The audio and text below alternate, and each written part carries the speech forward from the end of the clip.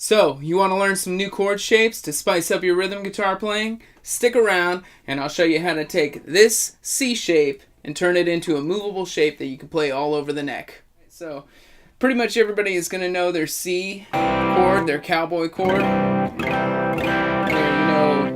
Whatever version you know of it. Try to find this shape right here. I'm on the 3rd fret of the A string, 2nd fret of the D string, I have an open G string, and then I'm on the 1st fret of the B string. Right? Most everybody knows this chord shape. Now what we're going to do is we're going to switch it up and try to free up our 1st finger, right? So we'll put our pinky on the 3rd fret, we'll put our ring finger on the 2nd fret of the D string, and then we'll put our middle finger on the 1st fret of the B string. Alright, so what that does is that allows us to use our 1st finger to fret some of the other strings, right? And turn this into a movable chord, right? So if we move this up 2 frets, that's a beautiful chord. I don't even know what it is. Whatever. But if you notice, the open strings didn't move up. Those have to move up 2 frets as well. So the easiest way to do that is to use your 1st finger to play on the 2nd fret and your 1st finger to play on the 2nd fret of both the G string and the E string. Right? The low E string I have muted. If you want to, you can stretch your finger all the way across. That's a little bit difficult of a voicing to get. But for now, note that note is available to you, right? Alright, so here's our chord. This is a D, right? We're up 2 frets from our C. If you remember our octave shapes from episode 2, here's our C octave. If we go up 1 fret, it's C sharp. If we go up 2 frets, it's a D. Right, so here's that chord shape. Now, if you want to, you can break this chord, you can break it up into smaller chunks, right? So you have your D chord. So let's turn it into a progression, right? We'll play D, G, A, and D. And the G I'm going to use is this G right here. Still in that C shape. It goes up to the 10th fret, my pinky. My pinky is the root, so I'm counting where that one goes, right? So it's on the 5th fret for the D string, or for the D chord, and then it goes up to the 10th fret for the G chord. Then we go up 2 more frets to the A chord. And then back to D. So here's our progression. It's super simple, kind of hokey, whatever. Here it is. One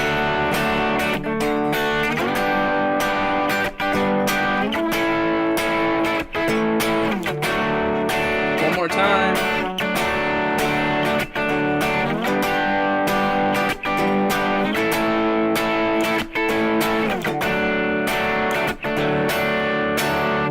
Right? Super simple progression.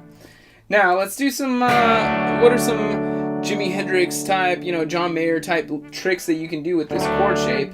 Well, you can do double stops.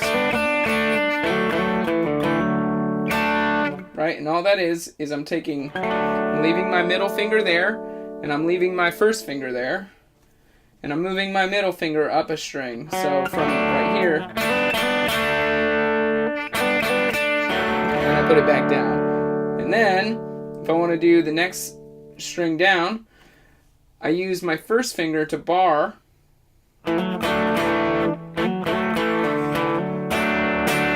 right? And one other trick you can do is you can slide up these 2 fingers, your 1st finger and your middle finger.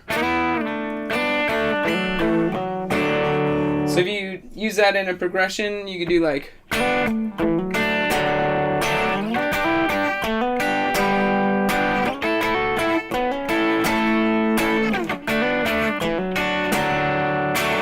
Not that that's a Jimi Hendrix progression or anything like that, just, you get it. Makes it super simple. You can move that all over the place.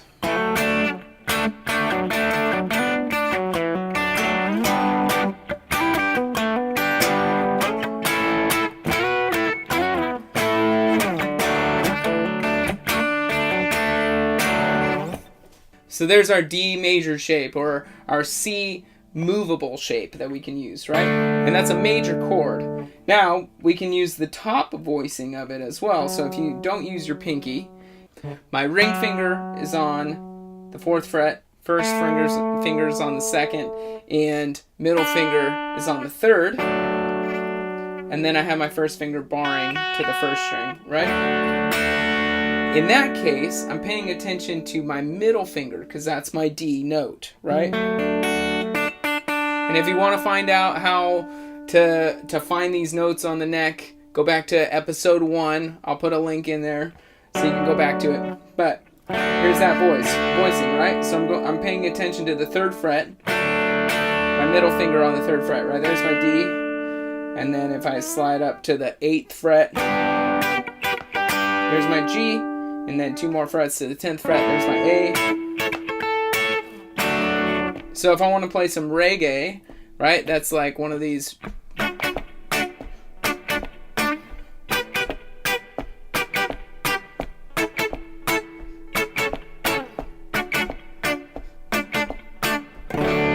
Right, that's those kind of voicings, right? They're the really top, high strings, really choppy voicings and stuff.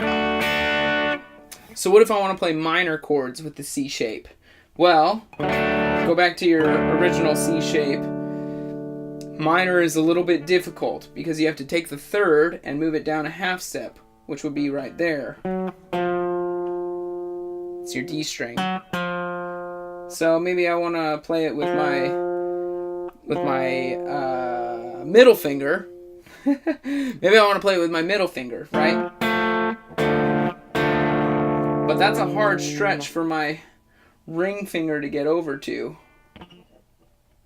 cover that D on the B string.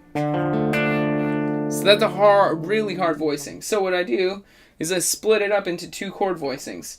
So I have my D on the 5th string, my D on the A string, my F on the D string, and my A on the G string.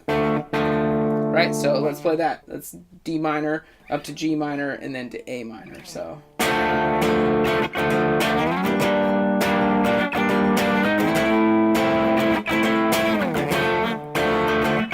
more time.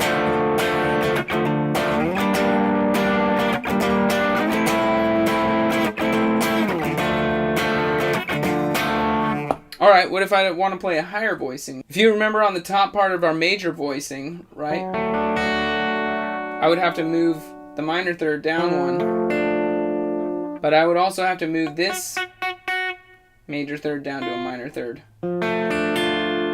So the voicing then looks like that, given our root is right here and under our pinky over here on the B string. So pay attention to that pinky. That's how you know where you're at, what chord you're playing. So this is our D minor. It's 3rd fret of the D string, 2nd fret of the G string, 3rd fret of the B string, and 1st fret of the E string. Right? And I slide up to the G, to the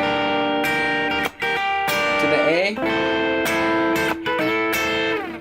to the D. Right? So